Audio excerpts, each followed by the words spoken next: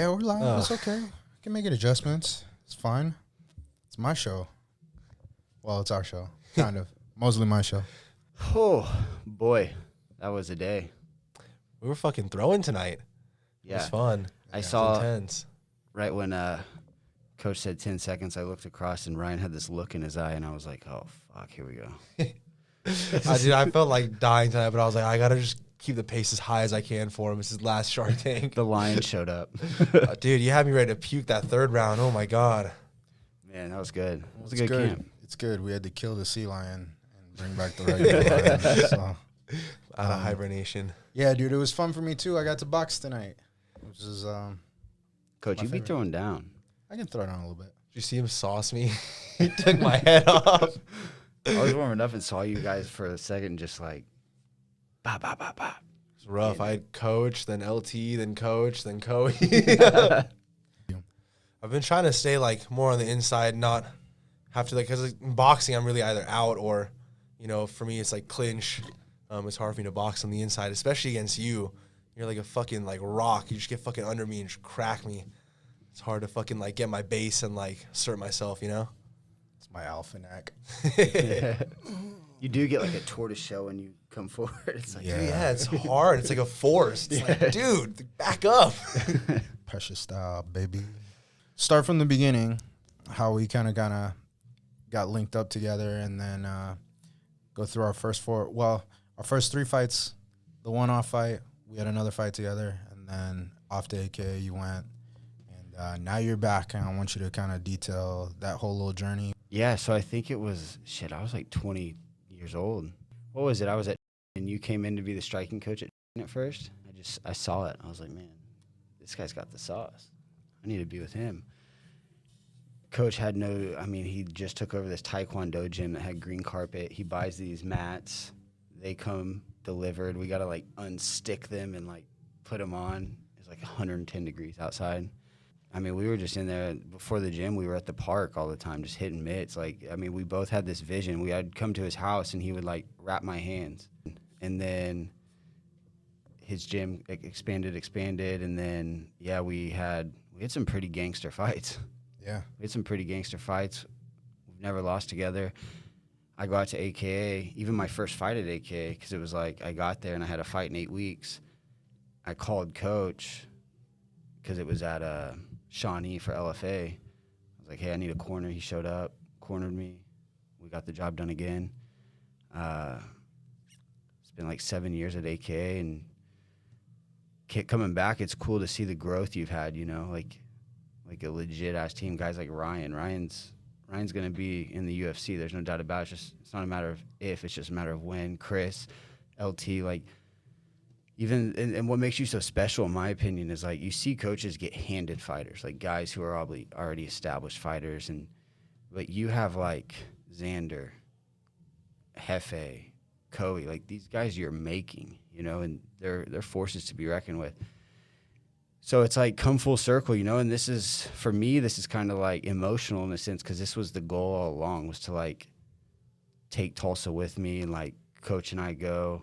So to be back is like, I don't know, I feel like I turned over a new leaf, but I hit a new level. I got to like feel what the top feels like and get an understanding of like, I have what it takes, I belong, but now I get to be with my people again. How it all kind of went is I came in, I moved here. I was teaching Muay Thai at Zingano's in Colorado. And when I came here, I went to a couple of gyms to check it out. And the owner, he asked me to come in and teach a guest class, and he hired me on the spot. They never wanted a fight program. They had people competing, so I wanted to push for a more in-depth program. Just guys were going to be in the, you know, I mean, you guys know the standard at which I believe a fighter should train. And it just didn't work out. They weren't interested in that, so we went our separate ways. But I actually, departing that gym, I actually wasn't going to continue coaching. And then this guy, Daniel Flora, showed up at my house. I'm like, dude, we need a coach. So that kind of got my wheels turning. You know, we'd meet up. I'd train him at the park, literally a park right in front of my house. We'd go out there. We'd hit mitts. We'd play touch butt, you know, do all the fun stuff there. And then, you know, I was kind of in a pinch I was a musician and a fighter, so I never really built up any sort of credit or financial backing or anything, you know, to be taken seriously. I had to sublease from a taekwondo gym, and the deal was I would pay his utilities and outfit the gym. So I sold all my music equipment. I bought my mats. I bought my pads. We got it going, you know. We had a few successful fights. Had a little bit of a difference in opinions or whatever you call it. You know, we had a disagreement. We went our separate ways for one fight. Then he was out at AKA. Obviously, it always hurts when someone leaves you, especially the way we get kind of ingrained with each other. We become family. So, like, when someone, you know, when family leaves you, it's like, it hurts, you know? It might have been salty for, like, a couple weeks or something, but nothing real serious. And in his time that he got to go build his career and climb the ranks regionally, nationally, even in the world, because you fought now overseas and stuff. At that same time, I was able to build my roster and build my experience as a coach. Everything I've done it from ground zero. I built it myself. You know, I built the facilities myself. I never had contractors or anything. I've done literally everything by myself, YouTube Academy, and learned. And then I got to get someone to the UFC and kind of go through all the growing pains of building a fighter up, getting them to the opportunities, and then going through it with him, which I think, much better suited for Jimmy, because at that time I was, you know, not as heavy as I am now. So I was kind of like how Matt Hume and Mighty Mouse were like training partner, coach. And Sean and Tim. Yeah, I was that with Jimmy, you know. So we kind of got there together, and through that, like, I never could have done that with you, just with your size and your wrestling prowess. Like, you know what I mean? Me being a former 45er. This guy being an oversized 55er. Right. So, you know, maybe striking, I could give him good looks, but it was good. It's funny how, like, the universe works out, because now we've both kind of gone on our paths, gotten to a certain level, and then found our ways back to each other. And now I have a tried and true system. When you were making your decision to go, because I think you went to Jackson's first, yeah? Yeah. When you were searching for the more experienced gym, maybe at first it hurt, but after sitting with it, my system wasn't tested and proven yet, you know? So you had to go and see, and now that you're back, it's like you're going to be able to assimilate to all the things that we do that is successful, but you're also going to have this insight of how other gyms, how big camps do it. And one of the best things about having that perspective is you can take what's good, and you can also know what's bad and kind of cut that out, you know. And I think that's kind of what's great about our conglomerate of fighters. Like, Ryan was far built when he came to me. LT, like 50 pro fights when he came to me, you know, and those guys bring that insight of what's good, what's bad, but they also have a perspective of being at these super camps where they can go, hey, this coach, like, he knows what's up, and they have perspective, they have context from being at other gyms. 'Cause LT, Team Elevation, Muscle Farm, I mean, you name it, he's been there. Yeah. The guy's a real deal, you know? But, you know, I think that comes to, like, whenever you think you got it figured out, you're wrong, you know? Like, I thought at first, you know, I was going to hit the UFC by this certain age. It was always this. Then when I go to AK, now I have what I need to go to the UFC. But I don't know. I think there's something powerful back when years ago, 9-10 years ago, when we were, like, on that, it all just happened, came full circle. Yeah, we were both green, you know, like we were. I hadn't had a gym yet. Like I said, we were just dreaming in the park, you know, and I think part of what was so appealing about training in the park at that time was that Conor McGregor got hooked up with Ido Portal, and they were, that's why I said, like, but we were playing touch, but at the park, nature and zen, and like. I was like the great value Conor McGregor. Yeah. That's hilarious. I feel like as a young fighter, like, going in those rooms where, like, you know, you have the Islams and the Khabibs, and, like, you get rounds with those guys is really beneficial, because it gives you that confidence to know, like, all right, like, I can really do this and, like, hang. For me, it just humanized them. They have bad days. They get beat up in sparring. They get tired. I can do this. Yeah. I think that was the biggest thing about AK, was, like, all these guys that I don't know, I thought they were just different humans. Yeah.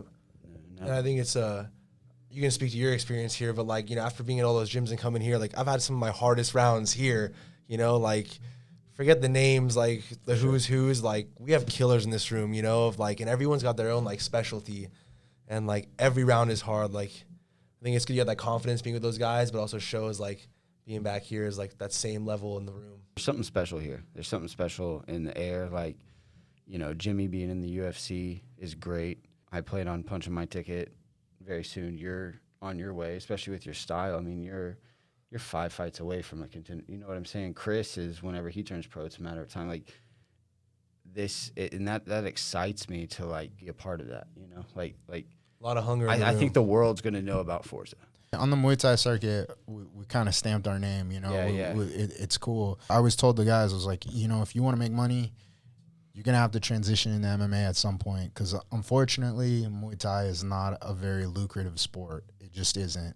Maybe if you open a gym, if you want to get paid as a fighter, you're going to be a mixed martial artist or you're going to be a boxer. And even that, people don't realize. They always talk like, oh, if you want real money, you be a boxer. Well, low-level boxers make trash too. Yeah.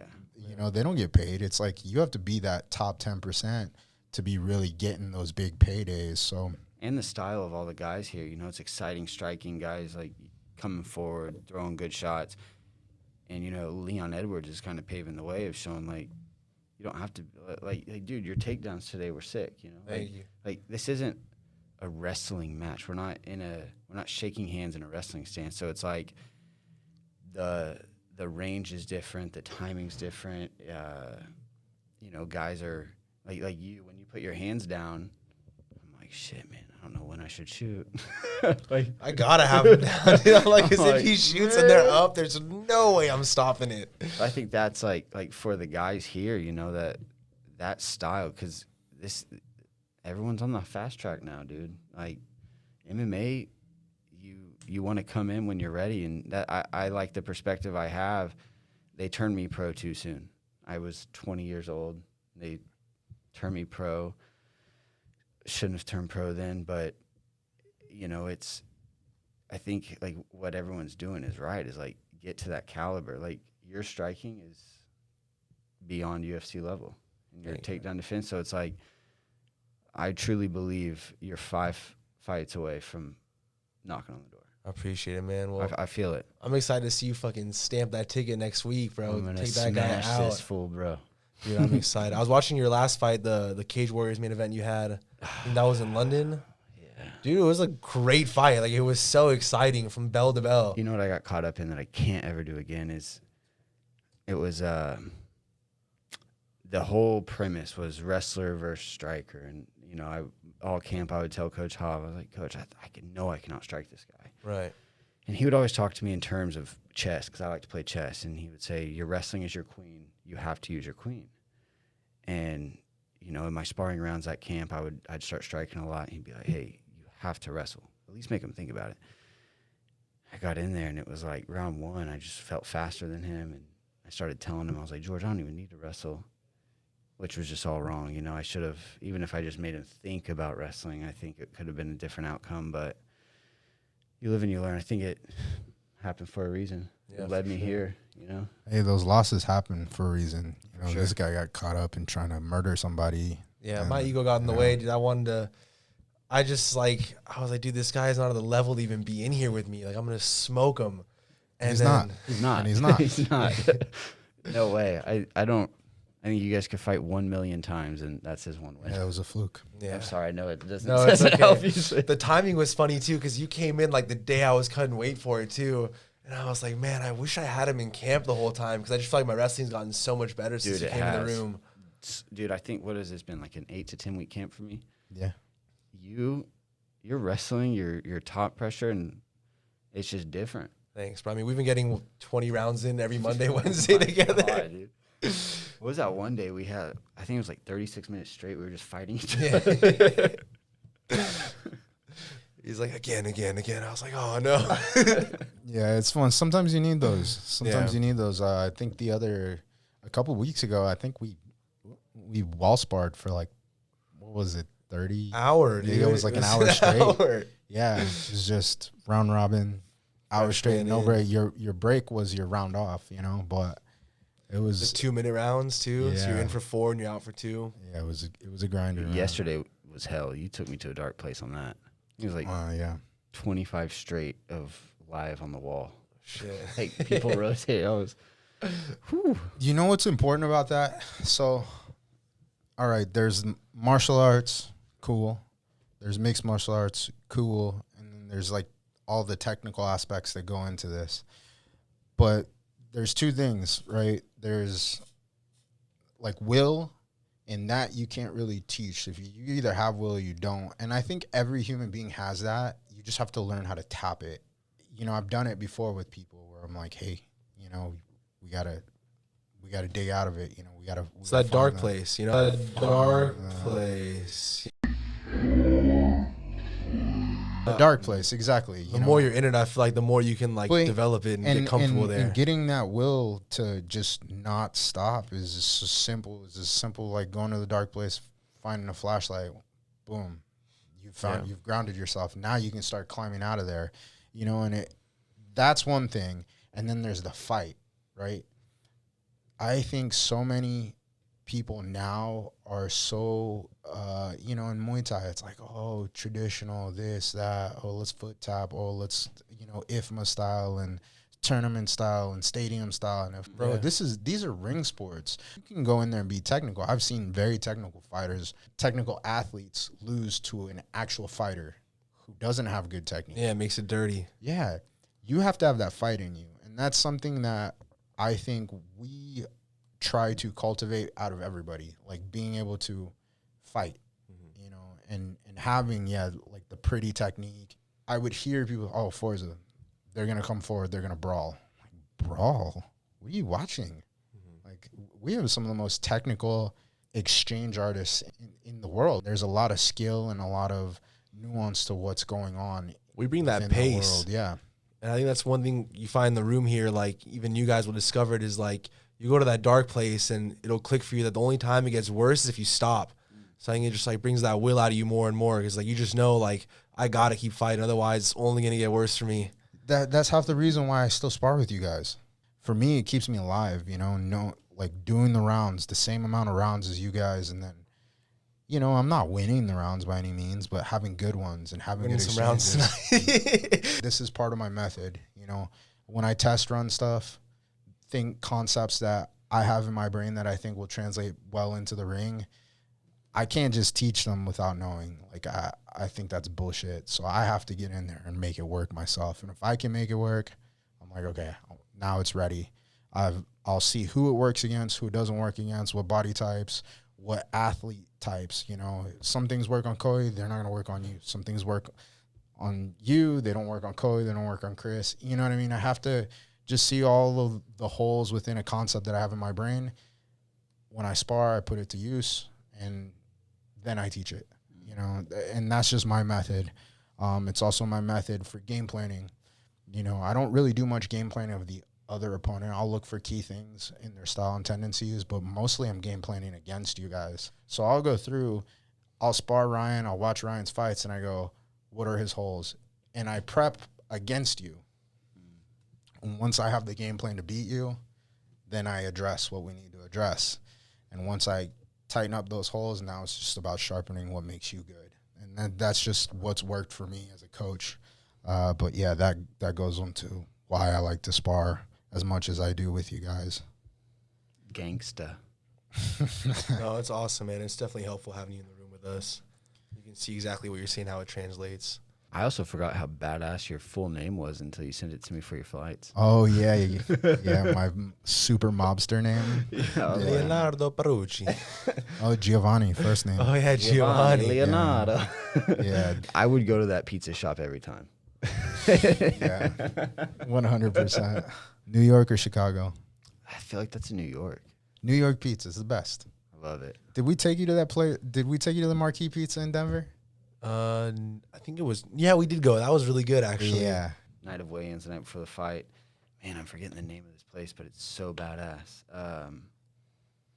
Badass steakhouse in San Diego. We're going to go to team dinner. Oh, it's so pretty, bro. It's so pretty. It's like one of the top places. It looks like a Pinterest board. It Oh, is hell yeah. Yeah, like very Instagram worthy. Dope. You'll have some good stories. I'm ready for it. And Oh. then there's a badass like brunch spot for we're gonna go to the morning of the fight. I like to like pancake up with a ton of honey or agave, carb up. So we'll all go to like a big brunch. You fought there before, San Diego? Yeah, but different venue. This one's different venue, but the dinner's gonna be legit. Oh yeah. Looking forward to it. I think Deron Wynn's gonna come in. Romero Cotton will be there. I got some family coming in, some buddies in San Diego. So we're gonna have like, I think the reservation right now is for like 12 to 15 people. So Shit. we got a team dinner going. Squad down there. Let's go, dude! I'm so excited. I can't believe it's already here. yeah, right. Holy Every crap. time we take a fight, I'm like it's a whole ass journey, and I feel like time has gone just so long, and then before you know, we're there. Yeah. It's like, oh, Yeah, Ryan's pro debuting. You're having your return fight to Forza, and It's about to be a Christian crazy fo- month too right now. Back Yeah. to back to back to back. Cage Warriors, UFC, O2 Arena, TBAs. June's jam packed. Like what, 20 fights for us? damn. I don't even want to think about it. I'm tired of like, I need to take a vacation. That's what needs to happen. July. Oh, Broken Go Bow is Boat. beautiful. I've never been, but like I've definitely looked into it a lot going out there. I've seen it on YouTube. See, I'm down for a see the staycation. Instagram. Listen, all I want to do is like, I don't want to crush two birds with one stone. Like, oh, I'm going to London, but I'm going to London for work. So it's like, yeah. you know what I mean? I want to go to London. And Yeah. just do the tourism shit. There was like this giant slide. I want to go down this giant slide, bro. I want to do stuff like that. But yeah, no, I'm thankful. I'm glad you guys are doing all the work and you're taking me all over the world. So I can't complain too much either. It's something special we get to do. Is that book, The Alchemist, Chasing Your Personal Legend. That's powerful. You my top training partner this camp, dude. Like truly, I wouldn't be this prepared without you. So like, endlessly grateful. You, fuck, dude. It's incredible to be reunited again.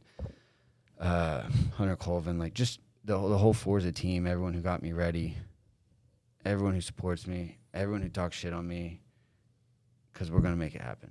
It's inevitable, and it always has been to me. Even on a 16-hour flight back from London, or however long that thing was, like I somehow found a way to still believe like I'm going. So it's just like for you, it's not a matter of if but when. So shit, next weekend, dude, we're just gonna go do the damn thing. Like you said, it's not gonna be pretty. We're just gonna go fight this guy. We're gonna get him out of there. We're gonna come back and get right back to work. And I see one of three options after this fight. I think we bring the Cage Warriors world title to San Diego, we go to Contender Series, or we go straight to the UFC. I'm cool with all three. Honin, plug it. Hone in, yeah, man. My freaking online fitness coaching, have my own app developed. I'm helping people like just whatever their fitness goal is, man. Like, and it's beyond fitness. It's like habits. Like, I have one guy who's since January 1st, he's taking a cold shower every day, and because of that, like his marriage is better, his finances are better, he's getting more done at work, just everything, right? So just helping and just taking the things I do in my life and like helping people stay accountable and learn these tricks, some biohack, whatever you want to call it. Stacking all those little wins to make that one big one. Yeah, happen. dude. So honein.life, that's my baby that I'm building up. Tell the camera. Honein.life. I didn't even realize I thought this was the camera though. I got three angles, bro. Joe Shit. Rogan got shit on this. He No does. way. He does. He's got a Jamie. Jamie. I'm We have a Jamie. Coey. Yeah. Coey, he's not even in here. It's here in spirit. I get